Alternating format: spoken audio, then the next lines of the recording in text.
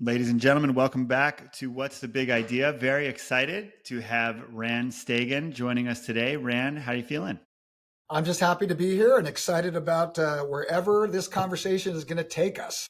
Absolutely. So we were connected by a mutual friend and a former, maybe a current student, I don't know, our friend Ravi. And when he came to me in the middle of your program, so the ILP Integral Leadership Program, he was just lit up and talking about you. And we had connected through the conscious leadership community for some time, where you were the former board chair, one of the founding members. And I'm very excited for this conversation. I've been really fortunate to have some of who I believe to be the best leadership coaches on the planet on the show. And I'm so excited about our conversation today because one of the real differentiators that I see with your work is this emphasis on long-term development versus short-term training.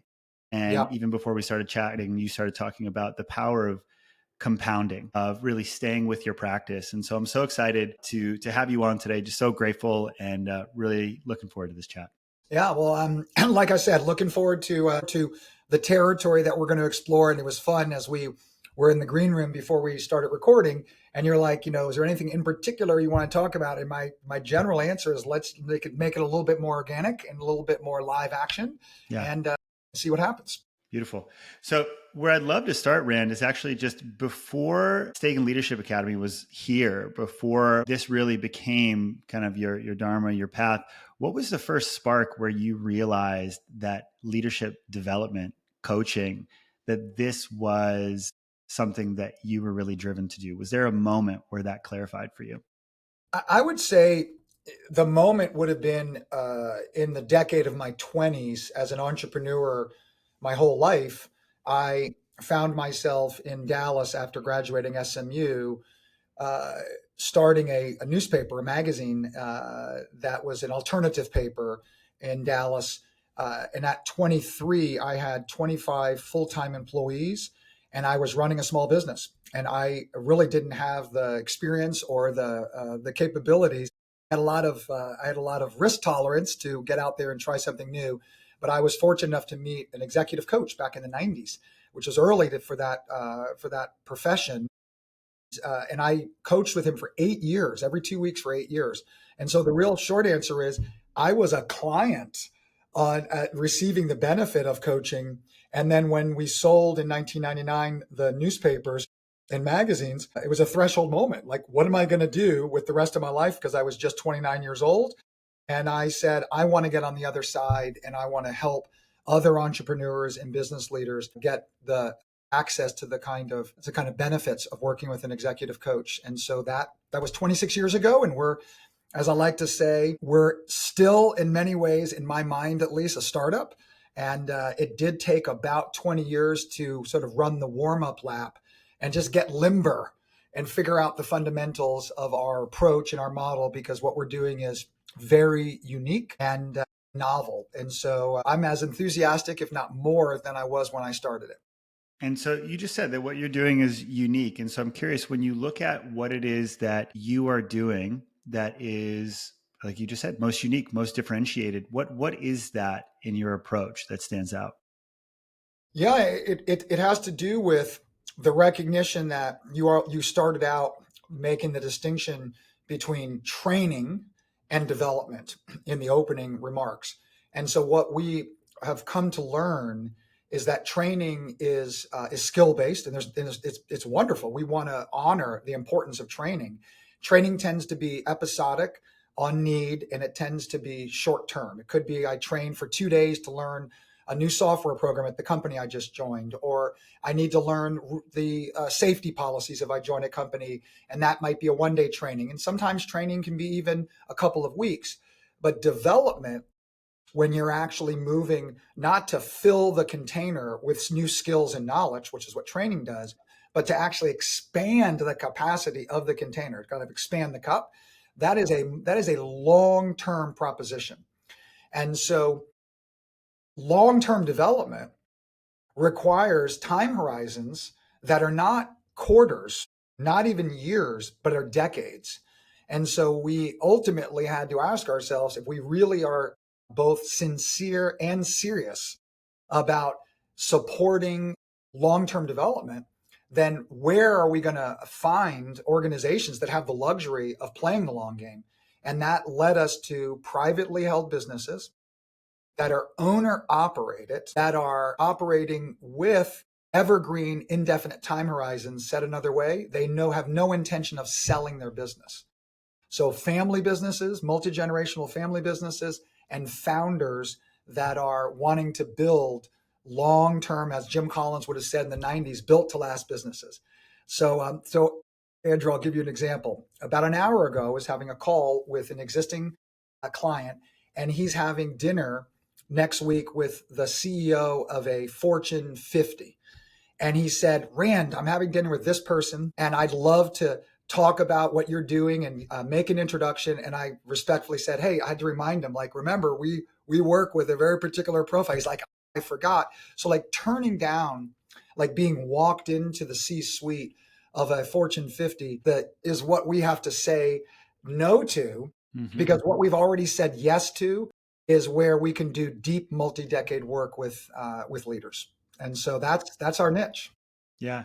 And I'm curious for you, what is it that you would say? Because a lot of the people who listen to this show, I would say probably trend more towards early stage startup founders and people who are there.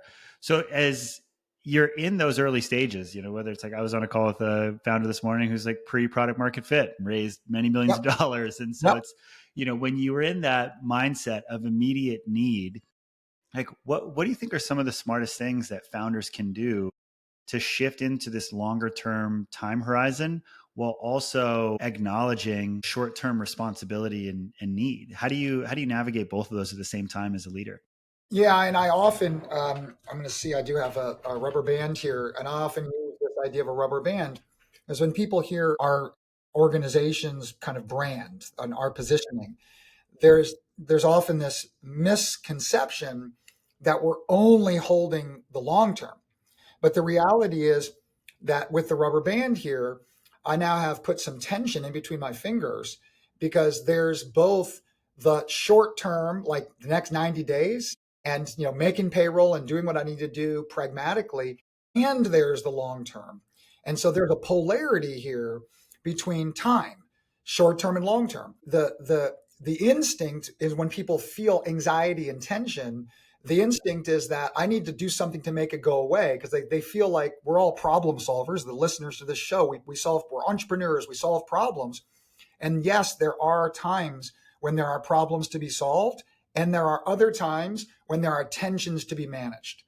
And so our clients are very focused on the short term, and this is an and on the long term. And so we don't see that as a trade-off. We see that more as a leadership capability that can come online through practice. Yeah. And I mean, when you talk about the practice, I mentioned kind of one of your signature programs, the ILP, earlier, and I love the kind of focus. My understanding of it, that really starts like deeply in the intrapersonal and then moves kind of into the interpersonal and communication and performance and team building, et cetera. And so I'm curious if you were just to talk about the practice. It's like for an entrepreneur who's in the early stages of codifying their approach to leadership, what do they do? And maybe just because I think everyone has their own definition, but how do you define leadership? Yeah, I'm gonna answer this question with a more limiting frame because I was asked at dinner several years ago. I was asked a similar question, but I was limited to one word. And the person said, Rand, if you could define leadership in one word, what would that word be? And I really appreciated the challenge. And my answer then and my answer right now is responsibility. Leadership is responsibility. Leadership is unconditional responsibility. Everyone who's listening to this podcast has experiences, unquestionably, where we get frustrated with our team. We get frustrated with the world around us. We start to complain, whether we say it out loud or not. And the reality is that when we form our early team in a startup, pre-revenue. And we look up in a year or two and we're frustrated with our team. Like my leader on finance isn't giving me the information I need to make good decisions. My sales leader's not hitting the growth targets. Whatever the complaints are about the team, the beauty about leadership is the entrepreneur can simply ask himself or herself, well, who hired those people? And the answer would be, I did. Who's responsible for making sure those people have the right tools to be effective? That would be me. Who's supposed to be coaching and mentoring those people or challenging those people to level up their performance? Well, that would be me. Well, if they're not doing their job, who's responsible for getting them out of the seat on the bus and getting them into another seat or out to another bus? Well, that would be me. So at the end of the day, what's so liberating about this idea of responsibility is that it's all about me as the leader. Full stop. So leadership is full responsibility, which kind of begs the next question. How does one adopt that mindset? If it's not natural, I'd say that I definitely kind of relate to leadership as kind of like the most complex and interesting response to the human condition personally. But I'm curious, like I resonate so deeply with your answer. So how does one really embrace that mindset of responsibility? Well, I'm going to go a little bit more kind of esoteric here on some of my answers, knowing the nature of the audience. So you talked about intrapersonal, the inner game, right? As we say in the conscious capitalism and conscious leadership community. Conscious leadership is an inside job. Because what's going on inside of me as the leader, the entrepreneur, is going to create the culture around me, the C-suite, the team that I lead. And then that culture around me is going to create the ultimate results downstream of the business. And so if I, as a leader, am frustrated with the results that we're getting, I simply have to just once again go upstream and say those results are coming from our culture, but our culture is coming from me as the leader. Now, it's not just the CEO, it's any leader, because there could be someone listening who runs sales and she's got a sales team. Well, it's the same thing. If I'm unhappy with the performance of my sales team, then look in the mirror. It's so beautiful to be a leader because it's a feedback rich environment. We're constantly getting feedback from our environment, but unfortunately, most people don't recognize that feedback as feedback about themselves. They often project and blame others and point fingers. But the practice is, and I'll give you guys everyone listening, I'll just give you a really simple example. Everyone think about a person in your life who, and Andrew, I'm gonna ask you don't have to say the person's name, but I'm gonna ask you to play with me in a second. Think of a person in your life that you notice when you're with them, there's this chronic irritation where you notice you get sort of this recurring frustration or judgment about that person. Now, Andrew, when you feel that, maybe it's frustration. Whose frustration is that? When you're feeling frustrated because you're in the presence of someone who brings that out in you, whose is that? That's my frustration. That's yours. And this is it's so obvious, but yet not. And what happens most of the time is people use language like, he pissed me off. She made me angry. She didn't make you angry and he didn't piss you off. You had no other way of dealing with those circumstances than to feel angry or to feel pissed off or to feel frustrated.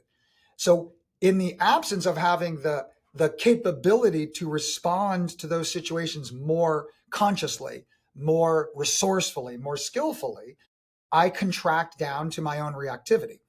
So here's the practice. What if we saw the people in our lives who bring out the worst in us?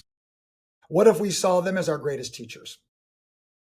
What if we saw them and said, what a gift to have this person in my life professionally or personally, to be there, to be constantly putting a mirror up to me and saying, Rand, you have work to do here on this part of your own development, your developmental edge, because otherwise you wouldn't get so defensive or reactive or emotional. You have no other way of dealing with that than that emotion. What a gift. Look at all these teachers around me, as opposed to blaming those people, because that's another, just we're double clicking into the idea of responsibility, right? So how does that feel? And I want to put you, let me do some some questions to you. So how does that feel, taking responsibility as you do that little exercise? Well, for me, I love it. I always think about it as I'm working with clients as walking into the dojo. And I was like, there are many dojos that you could step into or modalities of like martial arts. And like when you started this company or joined a company, if you're an executive, like you're choosing this dojo and like whatever challenges are there, I just like ask them. I'm like, how is this developing you in a way that's meaningful to yourself? And so long as there's an answer there where the challenge that's there is growing you in a way that's meaningful to you, then it's that dojo makes sense for you. And it's like, especially if you're a CEO, it's like you've made most of the decisions to erect that environment, right? And so to be able to recognize it that way and treat life and all of it as an ally and calling me towards my highest expression of being is I would say just one of the frames that is definitely like most generative for me. So I love the fact that you're able to bring in the idea of the dojo. A dear friend and colleague and a former member of the Stagen faculty, Nathaniel Chalkin, is a martial artist. He was a martial artist for his whole life before arriving at Stagen. And we've had many martial artists and have many martial artists on our faculty. And Nathaniel told me a story about one of his martial art teachers that has stuck with me for many years. And he said that when Nathaniel was training with him, that he would watch what would happen occasionally when the master of the dojo would see that students were doing certain forms incorrectly.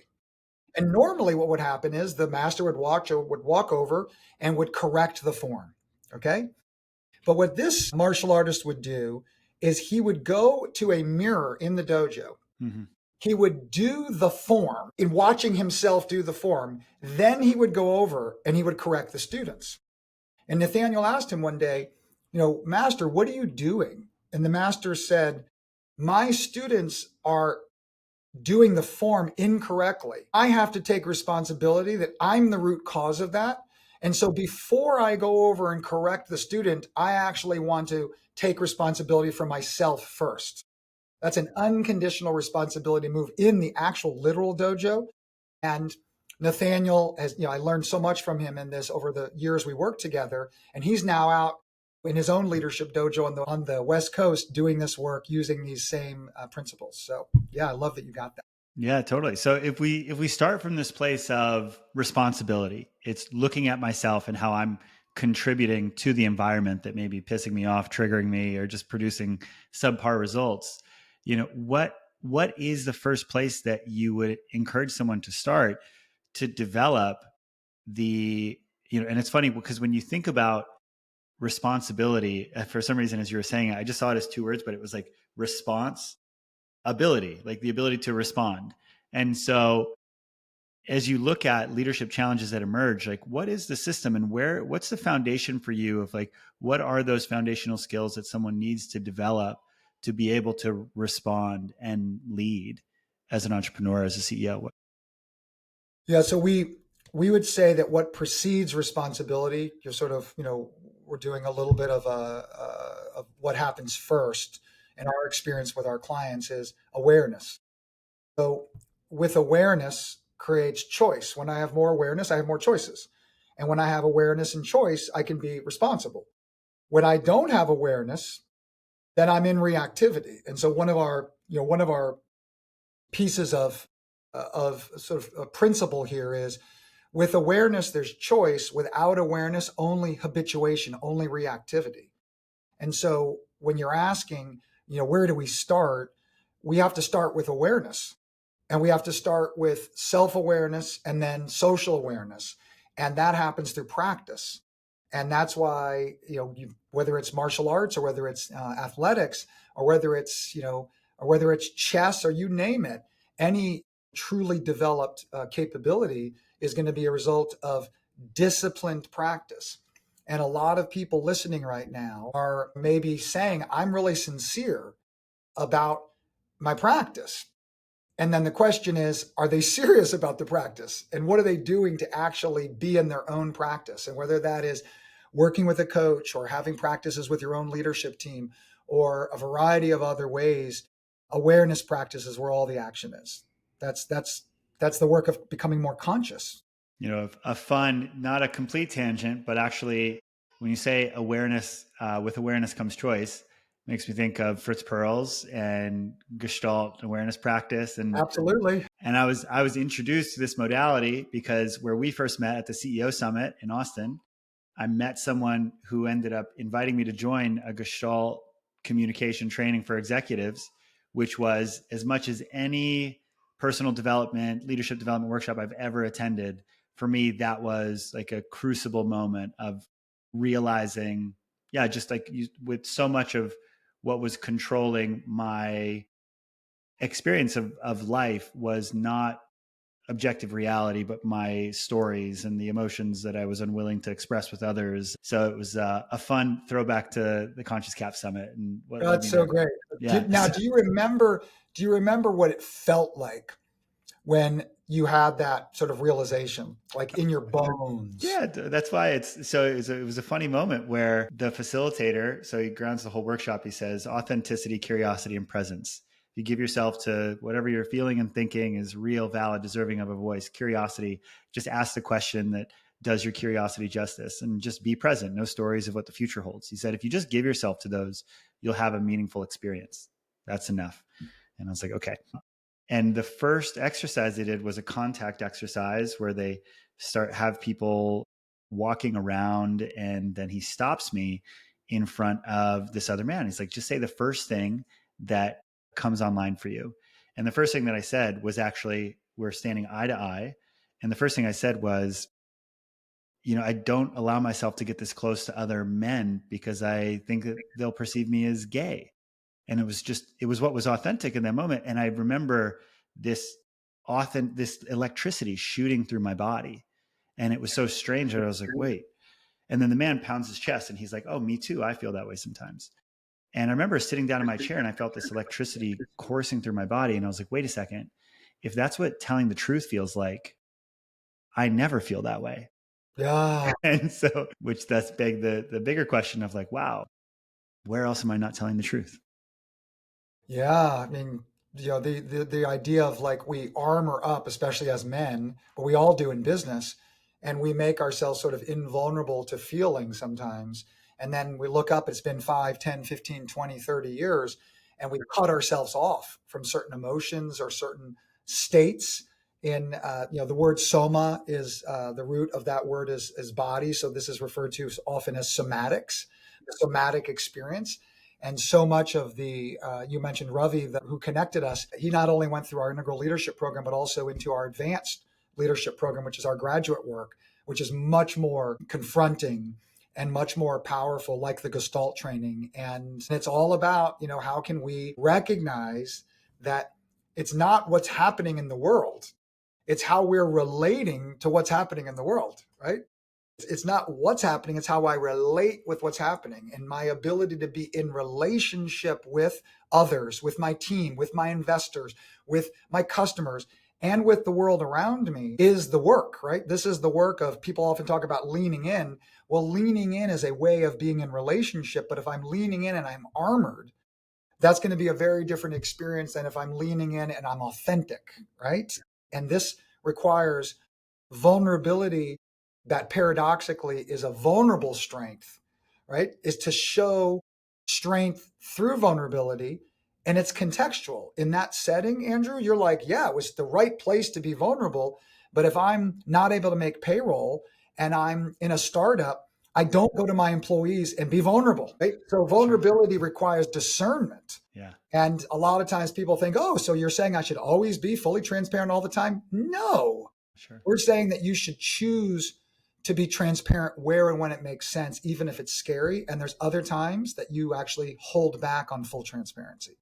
Could you say more about discernment and how you bring that in? I think that as you are increasing awareness of the self, our thoughts, our emotions, and then it begets that question of like, okay, so what is the appropriate thing to share? How do we acknowledge context? And so how do you build that skill of discernment, of knowing what to share, when to share, how to share it? Over a long, long period of time is my answer. How you do that. And so the we often hear from our initial clients in our first year or two or three of working with a leader, a lot of times CEOs, and they'll say, I'm uncomfortable because it feels like you're asking me to no longer have judgments. And we're like, actually, we're asking you to move beyond the limitations of being judgmental while maintaining the capacity for discerning and discernment. So people often conflate judgment, when being judgmental of others in particular, with discerning. And discerning is a higher order capability, leadership capability, at least in our experience. And so I will give an example that I've been giving for years because it's so concrete. And many of the listeners may not know the history here, but Pope John Paul II was shot years ago. And before they had the Pope Mobile, he was just out, right? And he was shot and he survived the attempted assassination. After he healed many months later, he went into the prison cell of his attacker. And there was a very famous picture on the cover of like Life magazine and different publications where the Pope was in a corner without shackles on the prisoner, holding his hands knee to knee, forgiving him. When the Pope left the prison cell, he had discernment. He was able to forgive him while maintaining the discernment that he had behaved in ways that were a danger to society and a danger potentially to himself, so he needed to stay in prison. That is how we can move beyond the judgment and move even into forgiveness or into love without having to assume in a more utopian way that everything is rainbows and sunshine. Discerning leaders know where to put up boundaries and where to be firm and challenging and bring a masculine energy, and where at times to bring a more feminine energy that is much more an inquiry and much more a softer energy. This is like an athlete. A tennis player wants to be able to hit the ball with her forehand or her backhand. A quarterback wants to be able to throw the ball, if that's what makes the most sense, or run the ball. And so the range of motion of an effective conscious leader is the versatility of what does the situation call for. And so this is a long answer to that's discernment. Mm-hmm. Discernment is, what is this situation needing from me right now, this situation? And how do I bring the most skillful way of responding, to use your word, as opposed to being in my own habituation, my own reactivity?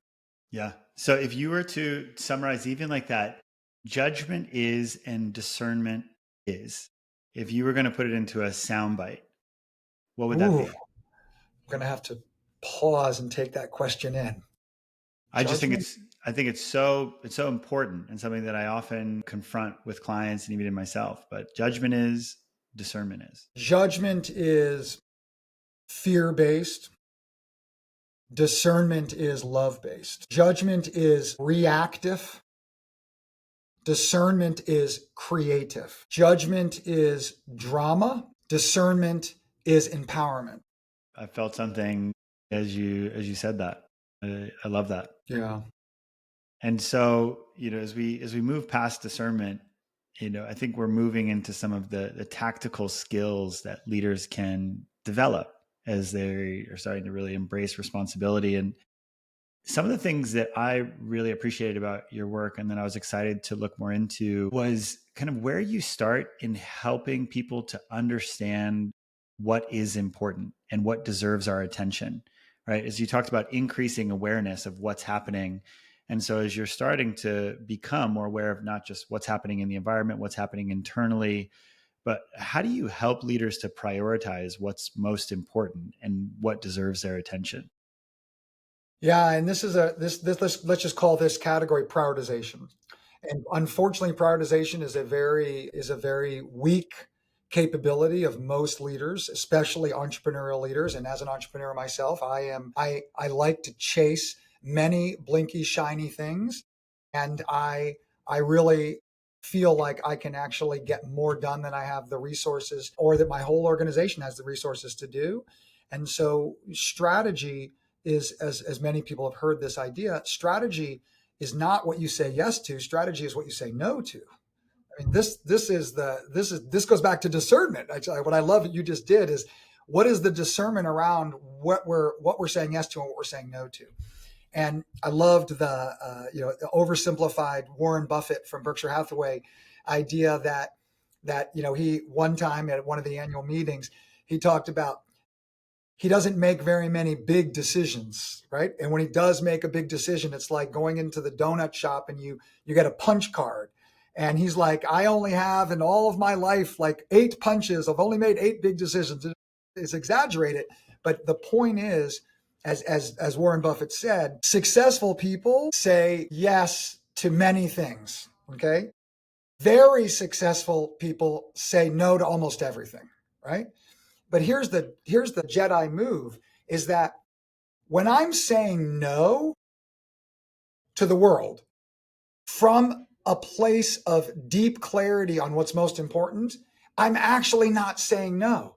I'm saying yes to my existing priorities and principles. So let's go to my example of an hour ago. I was asked, do I want to meet the CEO and be brought into the CEO of a huge global enterprise? And I said no. But I didn't say no. I was saying yes to my core segment of my audience, of my customers, of privately held family and founder businesses with indefinite time horizons. I was saying yes. And Bill Urey, the author, calls this the power of the positive no. Because when I say no, sourced from a place of a deeper yes, I'm actually always saying yes. And this takes discernment. And it also takes having tools and frameworks to be able to debate trade-offs. And so we have all these different systems out there that are execution systems. And it's wonderful, not to name them by name, but there are many people listening who are like, oh, I've got this system, or I've got that system, or I use this framework. And that's great. As long as you've picked the right big rocks, you can put these amazing systems of execution against that. But what if I've said yes to the wrong things? And now I'm getting really efficient at executing against the wrong things. This is one of the biggest dilemmas that I see for especially startups, early stage, and most of our clients are what's called the mid market. So most of our clients are going to have a couple hundred to a couple thousand employees. That's our sweet spot.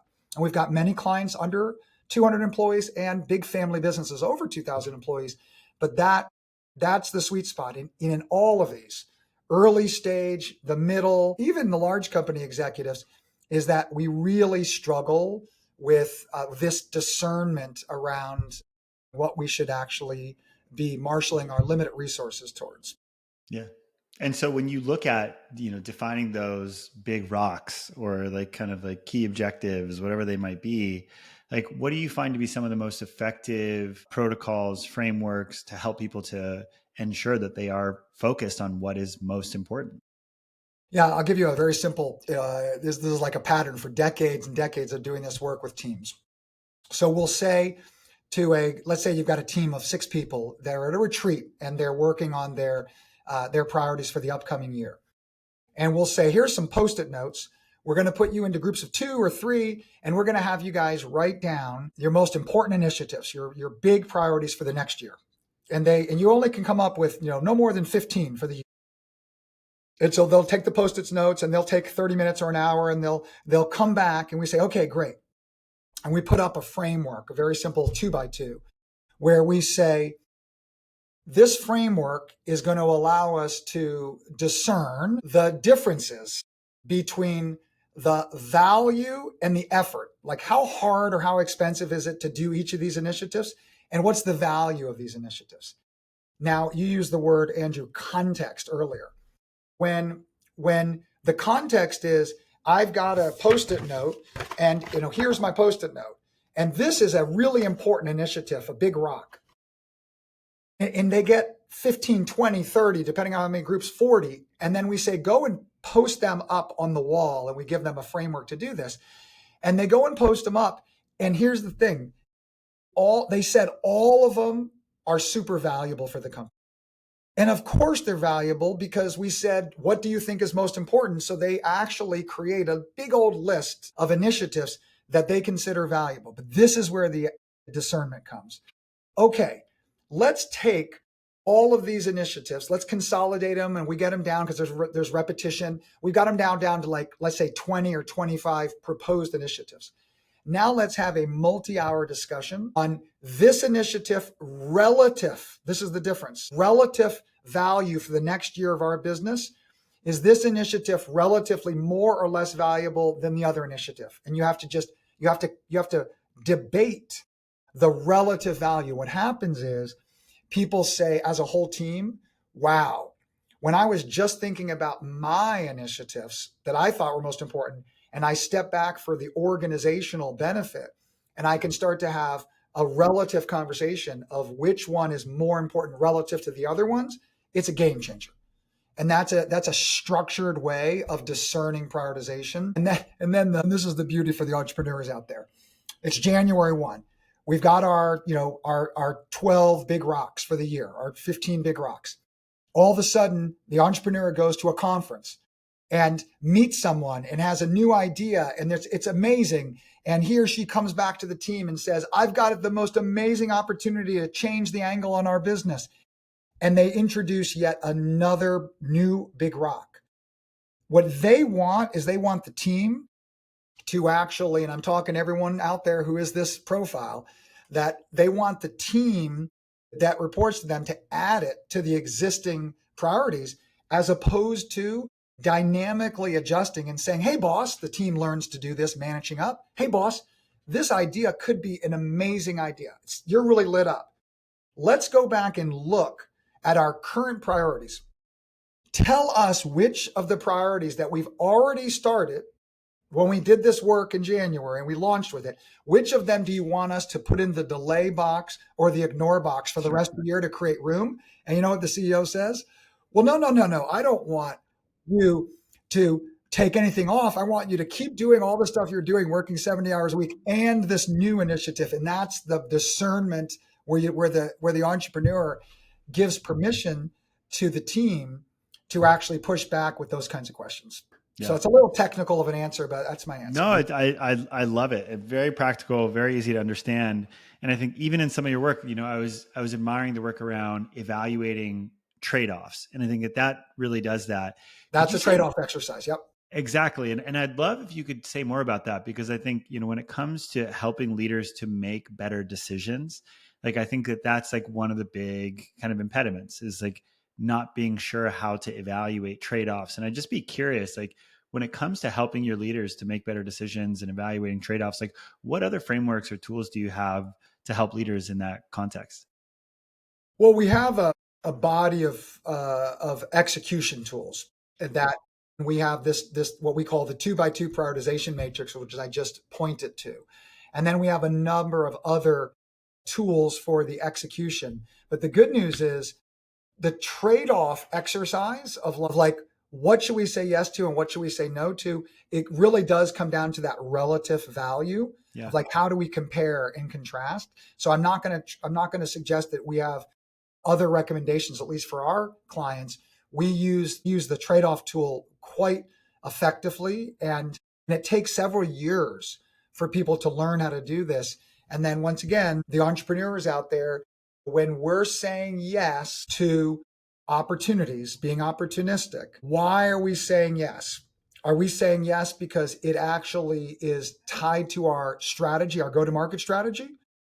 Or are we saying yes because we're trying to feel a sense of validation? We're trying to feel important. Is our ego being stroked by the things we're saying yes to?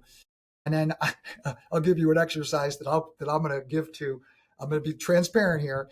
So I am the very thing I'm talking about. I am a easily distracted, charismatic, crazy entrepreneur who on his own would not be able to have the success that we have as an organization, because we have built a team around each other that complements me and I complement my leadership team.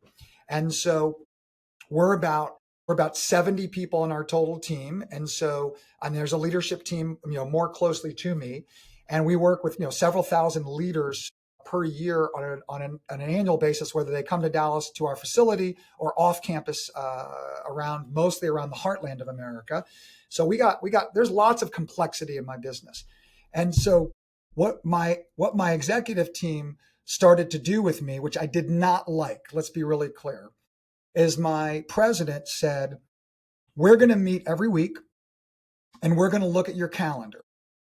And we're going to look at your calendar and you're going to rationalize everything that you've said yes to on your calendar. Why are you doing that trip, Rand? Why are you meeting with that person? And we're going to color code the decisions that you've made and we're going to reconcile them against the strategy and the priorities we agreed to at the beginning of the year. Oh, that's like being in like a corner. It's like nowhere for my bullshit to go. Sure. And so if people are looking for like, hey, just like what's a practical exercise, find that person on your team that's not emotional, that's very pragmatic, that will be willing to hold your feet to the fire and simply say, is the decision that I'm about to make with my time connected to and aligned to our strategic priorities, yes or no? And then what eventually happens is I don't want to be called out by my president, so I make different decisions. So what it's become is I'm like, I really want to go and give that speech. I just turned a speech down yesterday. I turned down another speech last week, and they would have been great. Big group, big ego, but they're not strategic. And I was like, I'm not going to say yes because then I'm going to have to go and face Jay. And Jay's going to be like, help me understand why this speech in front of this big audience of people that has nothing to do with our core segment. Like, how are you rationalizing that? And I wouldn't be able to. So I actually didn't commit. Yeah. I love this. Very practical exercise. Yeah. This all makes a ton of sense. And so, and I want to make sure, because do you have a hard stop in 10 or can we go a few over? What's your timing look like? I'm good. Yep. Okay. Well, I'll keep it reasonable for us, but I'm curious because like we've been talking again like a lot about this intrapersonal, like the awareness of self, and now we're starting to get into decision making. And I'm curious, like for you, as you start to move into communicating with impact and influencing others, how do you translate this type of internal awareness and kind of embracing responsibility into really effective communication as a leader? And what are some of those foundational skills or approaches that you find to be most important for leaders to develop? Well, I'll start with the fact that you and I and everyone listening, we're communicating all the time, whether we realize it or not. And what I like to say is that leaders are leaking. Okay. We're leaking every moment that we're in our work context. The question is, what are we leaking? And so if I'm stressed out or I'm overwhelmed or distracted, that's going to set a mood in my team.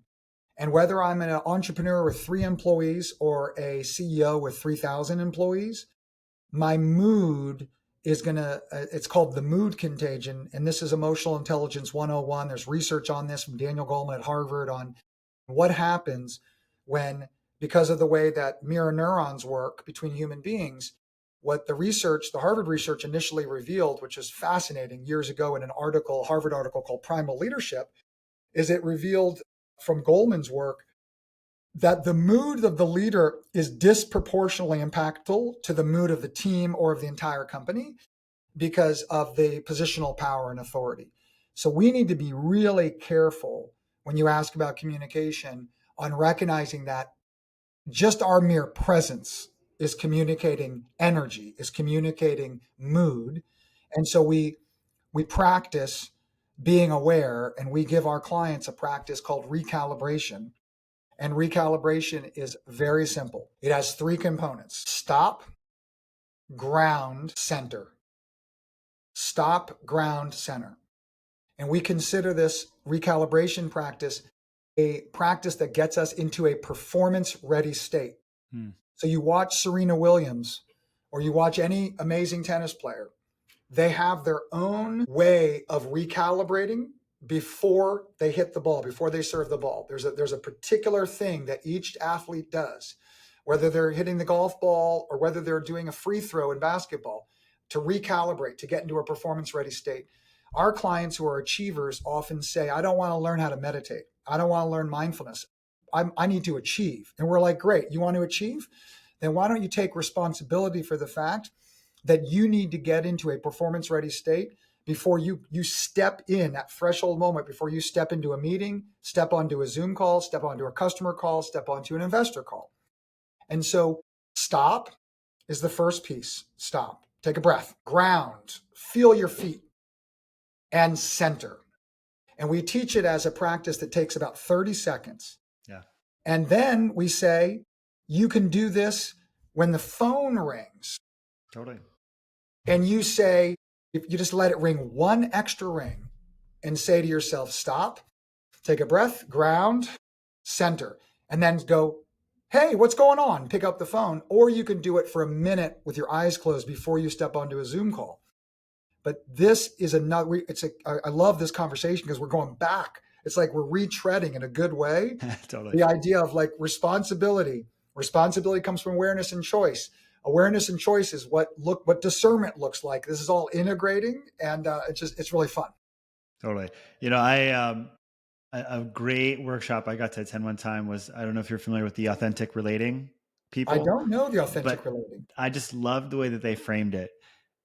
They start the whole workshop and they're like, okay, so the way you kind of encouraged me to think of someone where I'm frequently triggered by them, but they say, okay, step one, do nothing. And I just remember it's like, and I just loved like actually giving it some gravitas and like some authority of like, no, it's step one.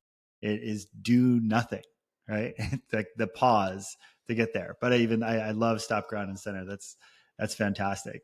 And so once you kind of reconnect to your center and a spaciousness where you're able to respond, how do you start to think about what you find to be some of the most effective tools for communicating in a way that engineers the type of impact that we like on other people? So I was talking to a CEO this morning, big national organization, and he was celebrating how he's learning how to communicate with with one of his key executives in a more, what he considers to be a more effective way. And I wanted to appreciate that he is making progress in his communication, or let's say relating, because communicating is relating, especially if it's with our team or our key stakeholders. It's how am I relating? How am I communicating? And all the nonverbal things that are happening in my quote communication. And my coaching to him was to recognize the progress that he's making at communicating, but how it's not what he ultimately needs to be doing to help this executive step into their own potential to elevate up. And so we worked on in the conversation how he could be more curious with this executive. So when he's communicating, don't just look for opportunities to be efficient, because he's a very efficient guy. It's actually look for opportunities where it makes sense to be curious in his communication by asking the following question. Tell me more. I notice that this is happening. I want to understand. And he kept trying to bring in his own rationalization kind of above the neck. And he's like, but my experience and why I talk to him this way. And I said, stop.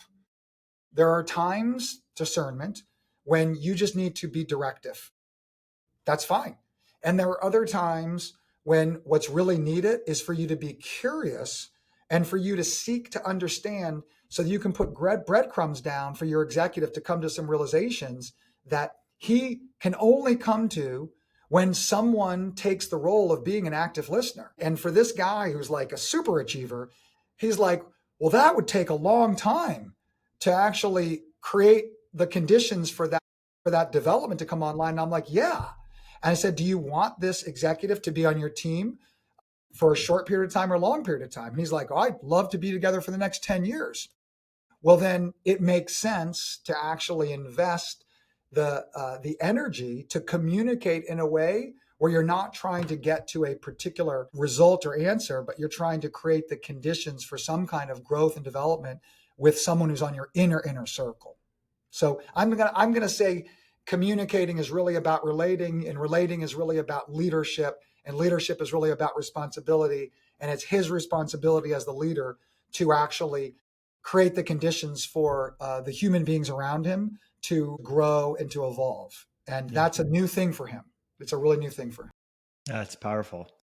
And so maybe give me one more here, and then I'm definitely want to invite you to kind of speak on compounding as we close this out, That'd be great. and kind of the power of really stacking all of this over the long term.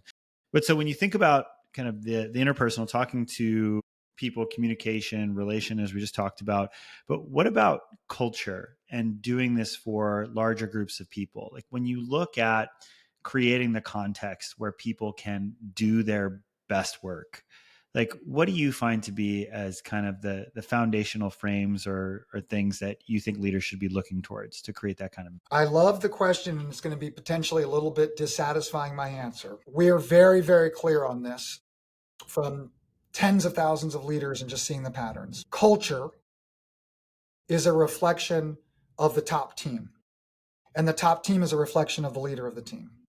Full stop. So when someone says we have a siloed culture and we're not collaborating as a team abroad, the whole company, and we'd like to bring in some coaches and some consultants to break those silos down, our answer is we got good news for you and we got bad news for you. You don't need to hire anyone to come in and work on those silos, because those silos are coming from the executive team, the leadership team. And the leadership team has silos because the CEO, the entrepreneur, doesn't know how to create a true team. What they actually have is a group of people that have functions, but they aren't actually a team. And how do I know? I can give everyone listening the test, but you can only do the test once. And here's the test. If I'm with a founder and I'm with and the group's maybe there's 30 employees or 300 employees, doesn't matter. But we're with a group that has a team at the top, 5 or 6 people. And I'll bring the team into a room and I'll say, everyone take out a piece of paper and a pen. And I'm going to ask you a quick question. And I don't want you to overthink it. I just want you to, whatever blink comes to mind, you just write down on the piece of paper what comes to mind. And I say, I want you to think of your team and don't overthink it. And I want you to think of one person on your team and write down their name. Do it real quick. And someone writes down Sally, and someone writes down Bob, and someone writes down John. And then I say to each person in the room, tell me the name of the person you wrote down. And I always end with the entrepreneur, with the CEO. And what happens 95% of the time, I've been doing this exercise for many, many years, is that the head of finance wrote down someone on the finance team. The head of sales wrote down someone on the sales team. The head of operations wrote down someone on the operations team. And the CEO, after hearing that, is white, because the CEO is like, this is my team. And I'm the only person in the room who actually thinks that this is a team, because everyone else sees their functional team as their team, not the leadership team, the executive team. And that right there can be a 4-hour conversation, because it is very confronting to the entrepreneur to see that, because the entrepreneur then has to take responsibility that I've created the conditions for a group of people to come and report on their functions every week, but they don't identify as being the primary team. And they can still be the primary team as that top team, and they can still lead the functional teams. But that's, if people are like, well, what about culture? The culture is coming from the top. No, Rand, it's not coming. Yes, it is. Yes, it is. It's coming from the top. And you cannot outsource this. You cannot delegate this. You cannot turn this over to your head of HR. We only work with new accounts when the CEO of the new account goes through our 52-week practice-based intensive, where they come to Dallas 1 day per quarter, and then they have coaching and accountability. We're like a CrossFit box. If they're not willing to lead the way, then we're not going to work with their company, because we're not going to participate in the charade of being brought in by the HR department to work on culture transformation. The culture transformation is unnecessary because it's coming from the top leader and the top leader group. That's why we don't do culture work. We only do leadership work, because culture is an outgrowth of leadership. I love it. And I feel like we were able to work through a couple of these core components of prioritization into communication, you wouldn't call it culture development, but building teams. And when we started this chat, you had talked a little bit about the power of compounding and how that was something that was super alive for you. And I'm going to invite you to maybe close on this note of, if you were speaking directly to leaders and really introducing this concept about compound development and like how to embrace that frame to really continue their growth and have a big impact, what would you want them to know? I'd want them to know that most human beings are not able to process the power of compounding. Many people talk a big game and they say they understand it. It's just hard to really grok it in our body, because it's just too difficult. And I have a couple of daughters, 18 and 20, but when one of my daughters was younger, I gave her an exercise, and I said, I'm going to give you $1 million. This is a game. I'm going to give you $1 million, or I'm going to give you a penny. And many of your listeners have heard this. I'm going to give you a penny, and I'm going to double the penny every day for a month. So on day one, you're going to have a penny. On day two, you're going to get 2 pennies. And then you're going to get 4 pennies. Then you're going to get 8 pennies. Then you're going to get 16 pennies. And I said, which one do you want? The $1 million or a penny doubled every day for a month? And she's like, I'll take the $1 million, because we're wired to actually have this kind of short-term assumption. Now, the reality is, after 15 days of doubling a penny, it's less than $175. And if she looked at the first 15 days, she'd be like, wow, I'm so glad I took the $1 million. But when you actually continue doubling the last 15 days of a 30-day month, you're over $5 million in the compounding. The idea of compounding is very simple. If you want to save for your retirement, anyone listening, get yourself a good index fund, low fees, and just, if you're 20 or 30 or even 40 years old, just let it ride and just keep putting money in. And when the stock market goes down, keep putting money in. When the stock market goes up, keep getting money in. And over 25 years or 30 years, it's up and to the right. Now, all the ups and downs in between that are what terrifies people. Sure. And people buy high and sell low. But this idea of compounding returns in 401ks is already well understood. People are like, well, that makes a lot of sense. Peter Attia, who many of your listeners know, he talks about compounding in our physical bodies. That if we just take care of ourselves and we do strength training and we make good decisions in our 20s, 30s, 40s, and 50s, we get the benefit in our health of compounding. And he talks about how 50 and 60-year-olds show up and they're like, I'm ready.